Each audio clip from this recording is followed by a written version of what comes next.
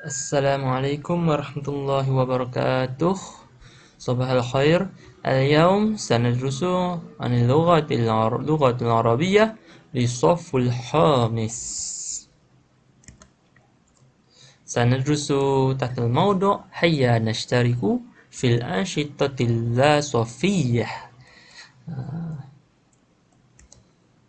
افتح صفحة 59.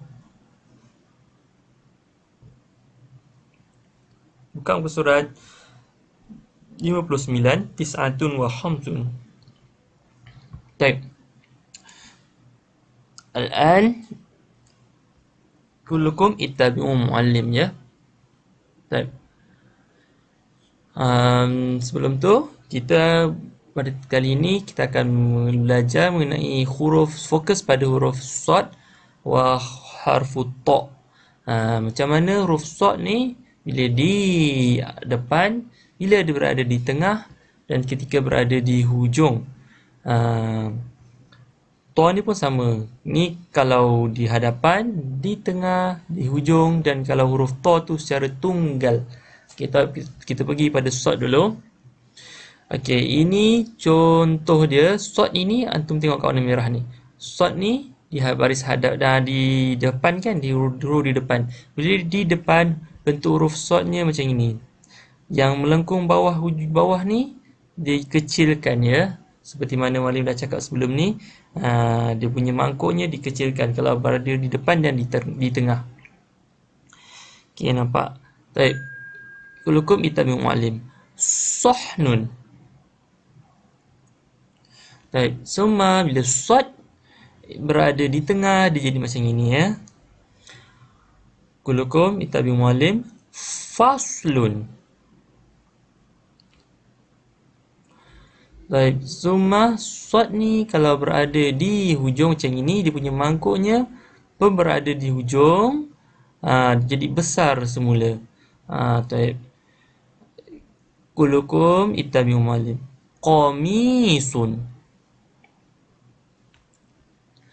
Summa bila sad jadi huruf tunggal, dia tak ada bergabung, tak bercantum dengan apa-apa. Sebab apa? Huruf alif. Selepas huruf alif, dia tak boleh bersambung dengan apa-apa. Okey, kat sini namanya bacaannya basun. Semua kita pergi kepada huruf ta.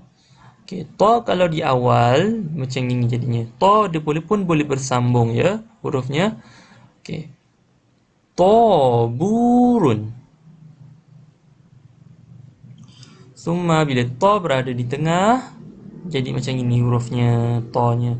Ta ni senang, semua sama, depan, tengah, hujung, tunggal pun sama. Cuma bezanya dia boleh bersambung, tapi kalau dia tak bersambung jadi macam ini, jadi macam inilah. Okey. Baik. Agustus. Semua ta di hujung. Nasyitun. Bila huruf tunggal, bisatun.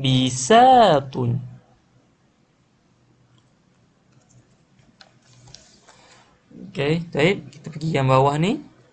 Kita tengok bila huruf sad. Yang ini sadnya berada di mana? Depan ke tengah ke hujung? Berada di tengah. Jadi macam mana huruf sad kalau berada di tengah?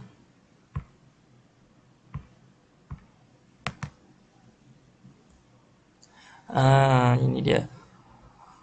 Berada di tengah macam ini, sama macam di sini kan. Mangkuknya kecil saja. Okey. Husnun. Kulukum itabi mu'allim. Husnun. Semua kita pergi kat sini. Sad berada di akhir, di hujung macam mana? Kita tengok. Okey, jadi macam gini. Sama macam komisun ni. Okey, baik. Kulukum itabi mu'allim. Qafasun. Semua kita pergi huruf ta. Okey, ta berada di akhir. Macam mana bentuknya? Macam gini. Basitun. Basitun. Semua bila ta berada di tengah. Fatirun. Fatirun. Baik. Kulukum itabu malib, kita baca semula daripada awalan. Untuk sod berada di hadapan, contohnya adalah sahnun. Bila sod berada di tengah, ini contohnya faslun. Bila sod berada di akhir, qamisun. Bila sod huruf tunggal berada di tengah, tidak bercantum, basun. Semua huruf ta di hadapan, taburun. Semua bila ta berada di tengah, agustus. Bila ta berada di akhir, nasyitun. Seterusnya, bisatun. Kita tengok contoh yang di bawah ini, husnun. Qafasun, basitun, fatirun. Baik, kat sini dia fokus pada penulisan.